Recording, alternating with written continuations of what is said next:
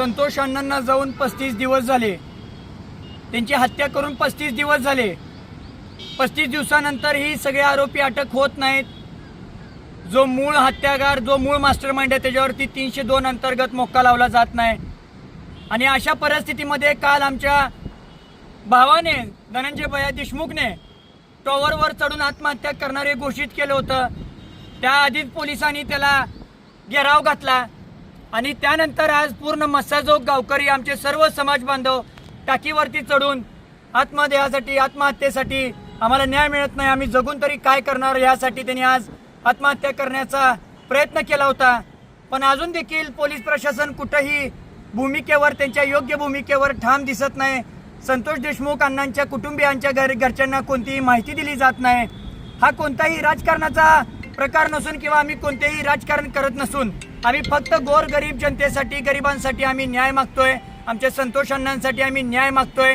आणि जर आज जे धनंजय भैया देशमुख यांच्या मागण्या आहेत ते जर पोलीस प्रशासन, गृहमंत्री, सरकारमधले सगळे मुख्यमंत्री, उपमुख्यमंत्री जर पूर्ण करत नसतील तर आम्ही आज 5-6 जण सर्व समाज बांधवाचे आम्ही या धाराशिवमध्ये आज या टाकीवरून पुढे टोकणार आहोत. 5 वाजेपर्यंत वेळ आहे. संतोष देशमुख यांना न्याय मिळालाच पाहिजे, आरोपींना फाशी झालीच पाहिजे.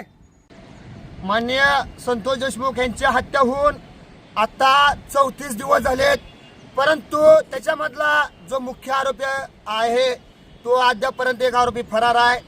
तसेच ह्या घटनेचा क्रम खंडणीपासून चालू झालेला आहे, तो खुनापर्यंत गेलेला आहे. सुरुवात खंडणीपासून जरी असली तरी शेवट हा खून झालेला आहे. म्हणून आमची अशी मागणी आहे की ह्या खंडणीपासून सुरुवाती शेवटपर्यंत जे खुनापर्यंत जेवढे आरोपी आहेत ते 302 मध्ये दाखल झाले पाहिजे. त्यांच्यावर सर्व आरोपीवर मोका दाखल झाला पाहिजे आणि देशमुख कुटुंबाला न्याय भेटला पाहिजे. मला लाज वाटते महाराष्ट्राच्या गृहमंत्र्यावर किंवा गृह खात्यावर.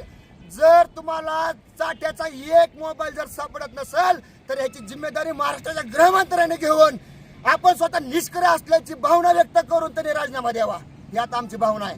जर आमच्या मागण्या 5 वाजेपर्यंत, ज्या धनंजय देशमुखाच्या मागण्या त्या 5 वाजेपर्यंत जर नाहीत मान्य झाल्या तर आम्ही 5 जण याच ह्याच्यातला उडी टाकून आम्ही पण आत्महत्या करू. आम्ही पण संतोष देशमुखांना सांगत जाऊन सांगू, दादा इथं गृहमंत्री आपलं काहीच करू शकत नाही, आपल्याला न्याय भेटत नाही. त्याच्यामुळं आम्ही यांना 5 वाजेपर्यंत वेळ देतोय आणि आम्ही देशमुख कुटुंबाच्या बरोबर सदैव राहणार आहोत. 5 वाजेपर्यंत जर आमच्या मागण्या नाही मान्य झाल्या तर आम्ही इथं उडी टाकणार. याला जिम्मेदार फक्त गृहमंत्री राहतील, याची जिम्मेदारी आहे. देशमुख कुटुंबियाला न्याय मिळालाच पाहिजे.